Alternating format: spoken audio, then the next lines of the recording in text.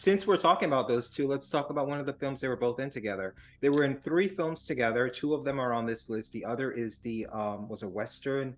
You know who that is? Oh, that's the Oklahoma Kid. Ooh, let's talk briefly about the Oklahoma Kid. So when I first started watching, have you seen it? I don't think I have actually. No. Don't. Okay. So when I first started watching these movies, I fell in love with Cagney.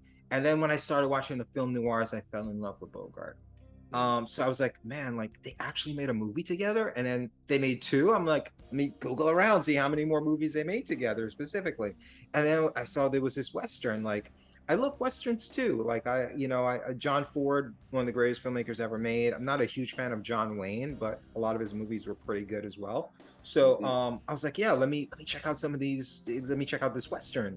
And oh boy, so as menacing as these guys look in three-piece suit, they look kind of silly because they're both on the shorter side, especially Cagney. Tell that little squid over by the piano I want to see him.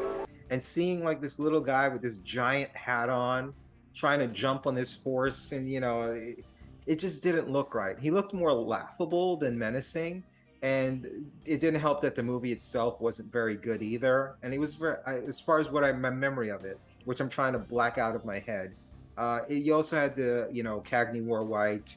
Bogart wore black, because the good guys and the black guys with the colors, and it was an experience. Unless you're a diehard fan of both of those guys like I am, I would say stay away from it.